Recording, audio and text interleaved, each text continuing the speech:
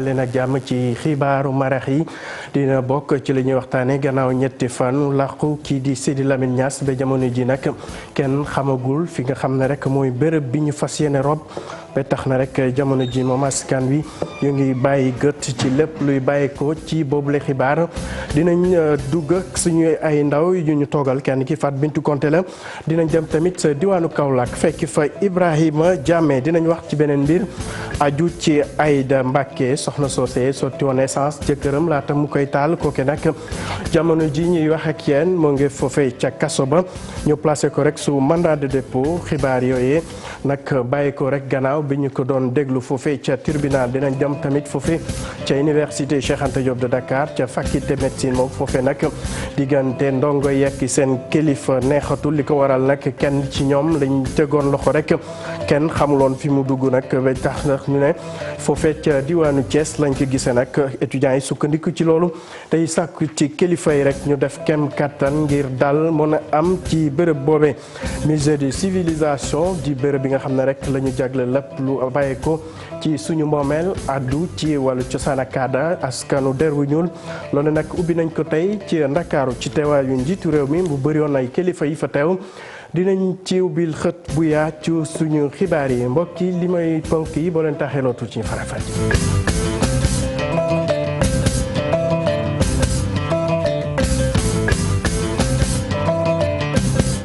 asalaamaaleykum mbokk yi daleen ak jàmm ci xibaaru marax yi ni ñu ko waxe woon mbiru Khalifa wala sax Sidi Lamine Niass jiitul groupe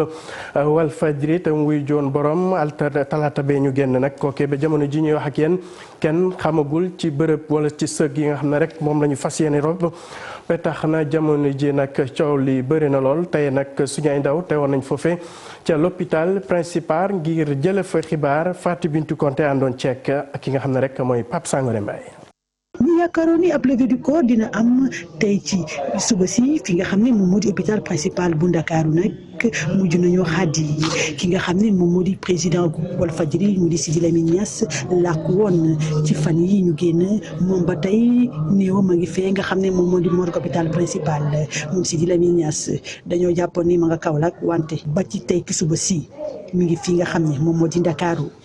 ba li ko firndeel sax moo di tey suba ba nu xëyee fee ci hôpital ba ak la ko wër lépp mu di ba ca morgue ba sax dañ faa taxawal ab ay takk der yu takku ñu nekk fa ndax dañuy bañ li nga xam ne moom moo fa xewoon démb mu xewaat fa wante nag ay waxtu yu bari nag nit ñu bari ñëwoon nañu tey ci hôpital principal ñëwaat rek di xool la fa xew di yaakaar ne lii nga xam ne moom moo di néew Sidi Lamine Niass dina fa mën a génn dem fan ko war a mën a robe ndax boobu ba léegi xamuñu fan la ñi nga xam ne ñoom ñoo di ay naataangoom jege ko ay xaritam ak jege yaayam fi mu ne nii dañoo xaajaloo ci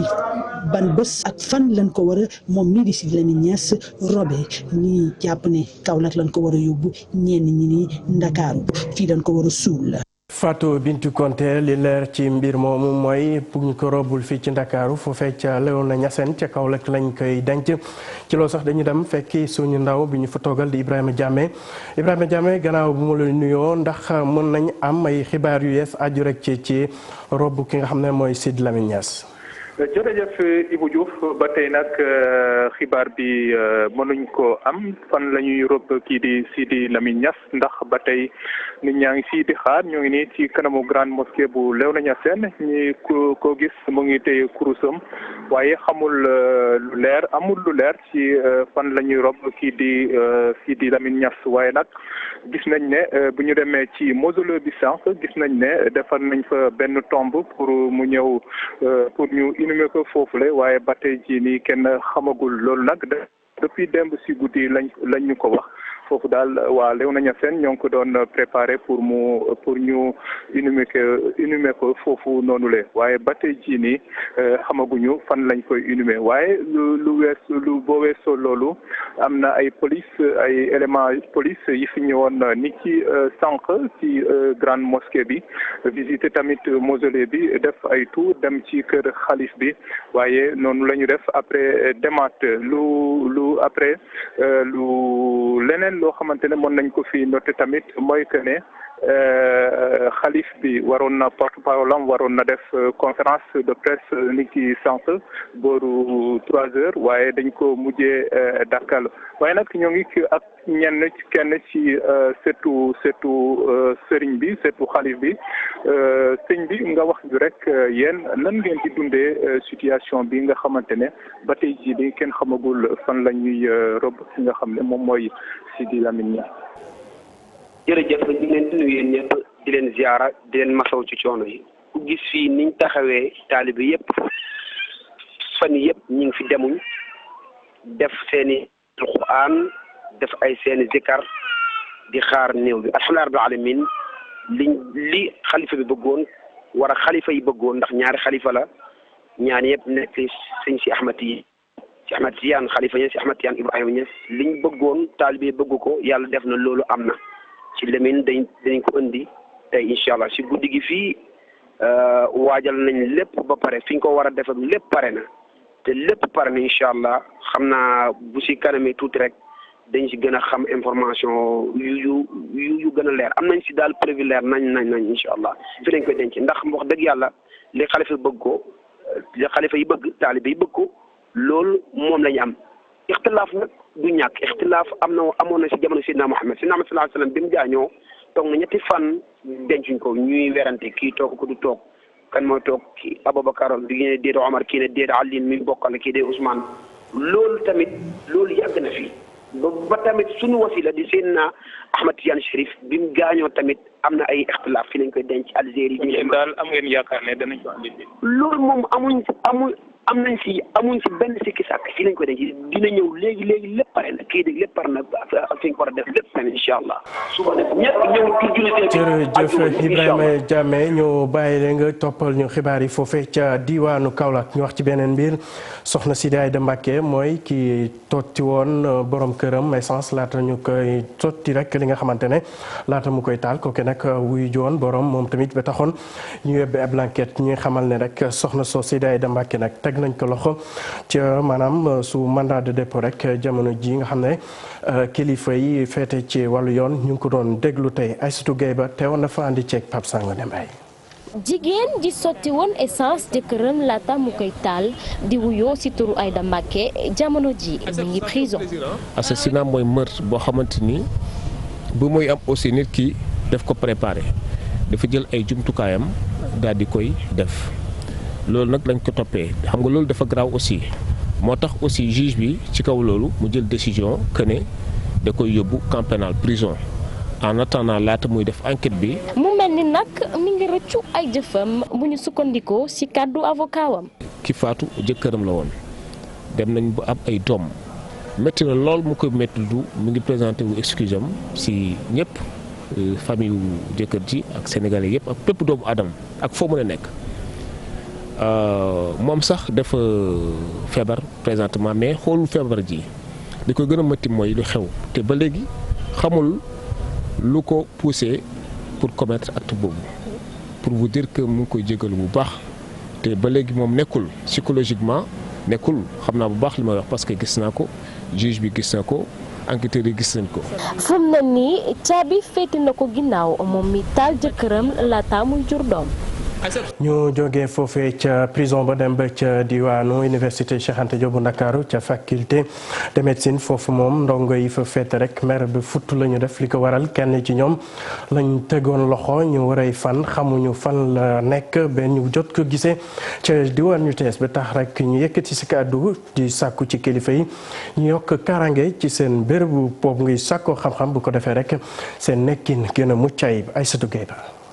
juróomi at ngi ñuy yuuxu wàllu di woo ñi nga xamante ne ñoom ñooy suñuy njiit ni leen université kat amul kaaraange ndax tey jii nii yaakaar naa ni suñ demee ba naan étudiant agressé nañ ko ci biir université fi muy jàngee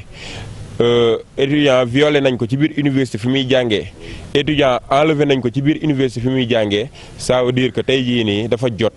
ñun ñu bàyyi lépp moo tax ñu déclaré journée noire tey demuñu stage defuñu cours defuñu TP depuis plus d'une semaine ñu ngi toog ak autorités yu cours yi DG directeur général cours ne ko pavillon yi amul sécurité ndax amul benn vigile nit ñi dañuy dugg nu leen neexee ci biir pavillon yi di cambrioler di sàcc étudiants yi nga xamante ne ñoo fa dëkk di souffrir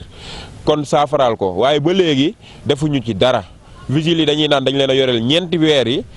koppar fay ñu leen moo tax ñëwuñu loolu noonu bis bu dakkul fii ak semaine prochaine ñu wooñu ne ñu lii ak lii lañ namm ci saafaraal li nga xamante ne mooy seeni problème dinañu passer à la vitesse supérieure bàyyi jàng ñu dañuy bàyyi jàng faf parce que mënuñu ñëw ci université bi wax dëgg fa yàlla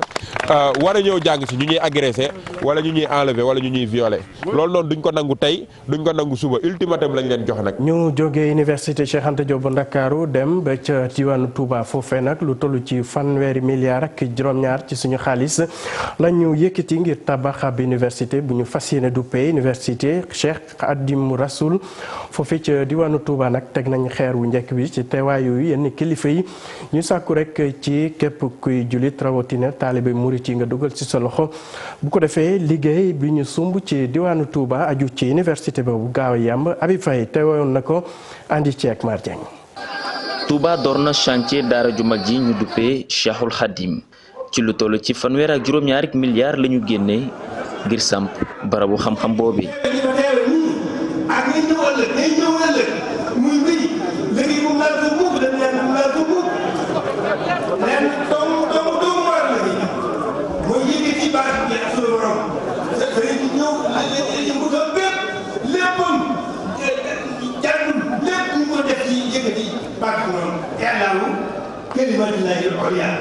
daañu ko tabax ci périmètre bu toll ci 24 hectares université boobee dina bëri bâtiment yoo xamante ni itam daana ca ne. kon daara alxuraan ji juróom-ñeenti taax lay doon toll ci 7 hectares ak genn wàll bu ñaareel bi muy majalis bi nekk moom it juróom-ñeenti taax toll ci juróomi hectares ak genn wàll bu ñetteel bi nekk moom mooy njàng mu kawe bi toll ci 20 fukki taax ak juróom-benn tolloo fukki hectares ak ñaar administration bi moo mujj muy ñeenteel bi mooy fi kuréel gi saytu liggéey bi nekk doon fukki bâtiment ak juróom tolloo 2 hectares. la ñu fay jàngale ci ay xam-xam bëri na lool te wuute bokk na ci wàllu mbay mi ak tamit science jamono ji fi mu toll ak yeneen. ci anam yi jamono toll nga xam ne ñi fi génne dañu mën a jàppale réewum Sénégal ba fépp fuñ daan am benn ñu mën faa am fukk wala ñaar ci wàllu mbay buñ génnee mën a dem liggéey ci seen bopp ñu leen ko leen jël ci baax wala ko leen xam ñu liggéey ñëw na ci wàllu xam-xam yu xarala yi lu bëri lu dem ne électromécanique ndax gis nañ ne jamono soxla na ko. loolee tax na ñu organiser wu ci seen biir ngir xool ana nan rek lañ mën a def ngir dajale xaalis googee ba tax na itam lu toll ci juróomi compte bancaire ibbi nañu ko ngir ku nekk mën ci sóob sa loxo. waaye lii nag li wolof di wax toppum siti laa bëgg mu doon ko ci télévision bi wax képp koo xam ne sët dërëm dem na ci lu néew ba ci say sët yàlla na indi yow Cheikh Abdou Lahad nekk loolu laa leen defal kon nag na leen wóor ne Serigne Touba lépp loo xam ne santaane na ko lu ne na nga ko bëgg dina koy am. ba tax na sëñ bi joxe na ay numéro compte yi yëpp disponible na numéro compte bi nga xam ne yi nga xam ne sëñ bi joxe na ko yëpp yaakaar naa ne fu waay toll doo ci mën a ñàkk benn boo xam ne mën na laa jege. amal nañ cérémonie pose première pierre gu ñeel université Cheikhul Khadim ci diwaanu Touba xeer bu njëkk googe ña ko teg bokk na ci ñëpp ñuy njabootu Serigne Touba xeer woowee njabootu Serigne Touba gi ñoom ñëpp booloon nañ tegandoo ko. Habib Faye ñu jóge diwaanu Touba ñëw ba ca Thiès kaay foofee nag nguuru Sénégal jaarale ko ci këru liggéeykaay bi di SONES sumb na ab liggéey lim ci jublu mooy fexe ba askan wi yeewoo ci banlieue bu Ndakaaru ak waa Thiès ñu am ndox mu sell bu ñu mën a jëfandikoo rawatina naan loole nag ngir mu mën a antu dugal nañ loxo ci gafaka bi lu toll ci ñett fukki milliards ak juróom-ñaar ci suñu xaalis bu ko defee fii ak at yu yees seen mébét mën a antu Cheikh Anta Diop teewoon na ndaje bi wala doxum seetlu liggéey bi andi ceeg say latir directeur général bu SONES ànd ak ay responsable jógee ci banque islamique de développement doon nag saytu liggéey bi nga xamante ne ñu ngi koy def di jëm ci wàllu programme bi nga xamante ne def nañu ko ngir Ndakaaru Thiès ak li ko wër am ndox mu sell ñu doore ko nag ci diwaanu Thiès jaar Mexe ñoom de li ñu nemmee ko moom mooy liggéey bi sori na lool kii di directeur général bu SONES nee na ci ay weer yu néew jafe-jafem ndox dina teggee ko askan wi. saa su nekk nga ñuy ñëw di nemmeeku liggéey bi fii pour que fépp Sénégal nekk fii si Dakaru en tout cas Thiès ak Petite Côte côté aéroport côté Diass côté aussi Sébikotane nga mën a am réseau ndox mais surtout def ba nga xam ni canalisation gi ñu fay def fii ba ay ñaar fukki at wala ñaar fukki at ak juróom même bu fa nit ñi yokkoo pression bi tamit dina mat soreetul fii at nu mu yéex projet bi yëpp dina pare waa Dakaru waa Thiès waa Petite Côte seen rongañ yu jóge woon ci mbirum ndox dina def mu mën a fer. ki jiite nag département infrastructure économique et sociale bu banque islamique de développement nee na nag li mu gis de dal na xel. ñu ñëw xool liggéey bi fu mu toll ci KMS 3 wax dëgg yàlla li ñu gis liggéey bi ànd na ak qualité liggéey bi jaar na yoon banque islamique de développement dañu wax ni nit ku nekk nañu fexe daal ba ñëpp ñi mën am ndox ñu mën ko yokk donc nit ñi ndox mi egsi ci kër nit ñi donc conduite yi baax na mais ñu mën a fexe ba ndox mi egsi ci kër nit ñi ku nekk boo tijjee sa robinet même bu dee 1h du matin nga am ndox. li ko daggee ngaay mexe jàpp Thiès liggéey bi mi ngi dox bu baax a baax. Cheikh Anta Diop bu ñu jógee foofee ca Thiès dañuy ñëw ba ca aéroport international Blaise Diagne bu Diass foofee nag jamono ji ñu ngi waajal seen anniversaire sukkandiku ci lu la mel ngir jox kàddu gi ñenn ñu fay liggéey di ay taximan ñoom nag li ñuy sàkku rek mooy ci kilifa yi ñu def seen kem kàttan ngir mën a wàññi prix bi nga xam ne rek moom la ñuy fay ci autoroute à péage rawatina ñi nga xam ne ñoo fa dëkkul tamit ñu xool pexe yi ñuy def rek ngir ñu mën leen jàppale ci seen ay yëngu-yëngu Mame Birame Diouf doxantu woon na fa andi Pape Sangone Mbaye. digganteem ak Dakar toll ci ñeent fukki kilomètre ak juróom-ñaar aéroport international bu Diass digganteem ak Thiès ak Mbouri soriwul kon activité yi ñuy amal ci vol commerciaux yi fii nii nit ñi fi ñëw nag di passagers yi toog di xaar ak it mboolem formalité yoo xam it ñu ngi koy amal ngir kon mën a tukki. Oui, j'ai l'habitude et je suis toujours satisfaite. Tout est clean, voilà. Vu mon vol, il est à 16h et là je fais la queue pour faire l'enregistrement. Et voilà, je vais à Conakry. bërëb yi nga xam ni ñi faral di tukki te si fi ñëw sax war faa kon toog di ay lieux d'hébergement sori lool aéroport bi ñi ñu jotoo laaj sax bañ a feeñ xam ne kon jafe-jafe yooyu nga xam ñu ngi koy dund donte sax autoroute bi bu ñu ci tegoo yoon wa dana gaaw waaye bokk na ci dawarkatu taxi yi liñ bëgg mooy ñu wàññi leen njëgu péage bi. suñ ko calculé daanaka doon lu jigéen ndax 16000 francs la ñuy fay kuloo maanaam 13000 francs pour subi Dakar aéroport 13000 francs la boo jaaree ci suuf ci kaw 16000 francs maanaam 3000 francs péage mais muy 16000 francs parce que 11000 francs la ñuy fay Thiès pour course 11000 francs daanaka mënoo ci génn. li nga bëgg daal mooy ñu yokkal ñu suñu tarif péage bi am tarif non suñu tarif d'abord tarif bi ñu fay ko nañ ñu koy yokkal. destination Sénégal nekk destination bu wóor bu dal xel bu aaru et commodité yi nga xam ne nii maanaam tawféex yi nga xam ne nii nit ñi dañ koy am fii boo ñëwee ak lu vol bi yéex ak lu vol bi gudd ak loo fi teel ñëw ak loo yéex si boo fi nekkee sa xel dal. bëgg ak li ñuy xaar ci gën a développé aéroport bi kon takkul lool ngir nit ñi fi ñëw kat di ci gën a mën a gis seen bopp te it liñ ciy xaar ci wàllu koom doon luy mat sëkk.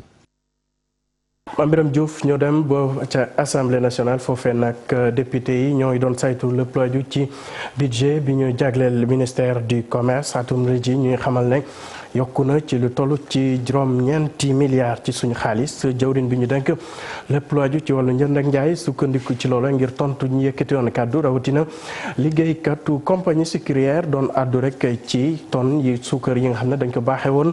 commerçant yi ñu gis ne loolee dina leen jural ay jafe-jafe Aliou Sarr nag jàpp na ne loolu amul dara lu mën a jur gàllankoor ci kër liggéeykaay boobu wax na tamit ci mbiru Auchan ci teewaayu Fatima Touré ak Thierno Laurent Mendy. lu toll ci fanweeri tonne ci suukar la ñu dugal ci dëkk bi compagnie sucrière sénégalaise di ko xamale waaye tamit di ko ñaawlu loolee nag bu ñu sukkandikoo ci kàddu ministre commerce amul benn yoon Alioune Sarr di indi ay leeral. compagnie sucrière 2012 mu ngi doon produire 84 000 tonnes maanaam juróom-ñett fukk ak ñeenti junniy tonnes ren jii may wax ak yéen produire na 144 000 tonnes wax day leer 2017 compagnie sucrière ci boppam importé woon na 75 000 tonnes mais jaay na ko ba mu jeex te coow jibul kon boo toogee ne 14 000 tonnes bu ñëwee day tëj lu suñu entreprise loolu du wax ji yéenu maanaa. lu jëm nag ci Auchan ministre bi di dalal xelu commerçant yi. xam nga wax naa sànq ne Auchan am na décret boo xam ne njiitu réew mi xaatim na ko décret boo xam ne mooy organiser Auchan ak commerce ndaw yi nu ñu taxawee donc loolu nekk na loo xam ne jox nañ ko commerçant yi ku nekk xam na ko. ñaareel bi aussi mooy jàppale bi njiitu réew mi wax commerçant yi pour ñu jàppale pour ñu également ñoom ñu tabax seen ay enseignes ndax li am solo mooy fexe aussi ba suñu commerçant yi mën a am ay bërëb yu moderne yoo xam ne fa la ñuy jaay dafa def commerce at bu nekk dañuy jël programme boo xam ne lu mat juróom fukki milliards yoo xam ne dañ ko jagleel marché yi. ci campagne yu njaayum gerte bi ministre bi nag di artu. gerte gi dama ne sànq signé nañu benn xaatim naa benn arrêté ak ministre agriculture boo xam ne li mu wax mooy gouvernement du Sénégal du nangu. képp kuy dem di pousser béykat yi ñuy wanteer seen produit 210 francs la ku ko jaay lu gën a néew 210 francs ku jëndee lu gën a néew 210 francs service commerce intérieur nañ dal sa kaw. mu jàkkaarloo ak député yi budget ministre commerce daa ci yokku ci lu toll ci 3 milliards francs CFA somme bi nag daa ci taxaw ci lu weesu 9 milliards 700 millions francs CFA wutu somme bi nga xam ne rek moo fi nekkoon 2018 daa ci rek tolloon ci 6 milliards francs CFA. ñu wax ci musée des civilisations tey ñu ko doon dalloo foofee ca Ndakaaru ci teewaayu njiit réew mi Macky Sall ci loolu nag mu nekkoon xumbite rëy ci diggante kilifa yi ak ñi nga xam ne rek ñooy yëngu ci wàllu cosaan ak aada fii ci suñu réew ñu ne nag ak këru liggéeykaay boobu wala sax ak boobule makkaan rek dina may ñu gën a jëmmal lépp lu bokk ci suñu moomeel aju ci wàllu cosaan ak aada féete tamit ci wàllu der bu ñuul loole nag kilifa yi ñu ngi sàkku rek ci ñi nga xam ne ñoo fi liggéey ñu def kem kàttan ngir fexe ba askan bi ñu ko jagleel mën di teew di visiter su ko defee rek rawatina xale yi ñu mën fa jële ay njàngat yoo xam ne rek dina bokk ci li leen tax ñu gën a doon ñoo xam ne rek dañu fonk seen askan bu baax a baax dinañ ci ñëwaat ci suñu xibaaru français yi dinañ wax leneen mbiru politique tamit ak parti bi di PUR ñoom nag démb rek la ñu tànn ki nga xam ne mooy seen njiit loolu nag dinañ ko fësal juróom-ñetti fan ci weer bi di ñëw rek foofee dinañ ci amal ay xumbute rek ngir wan askan wi ne professeur Issa Sall la ñu jiital ngir mu doon seen mbër ci li nga xamante ne rek mooy élection palum njiitu réew mi ñuy waajal ci atum 2019 bu bàkk bi jibee rek ñu soobu ci mbiru tàggat yaram.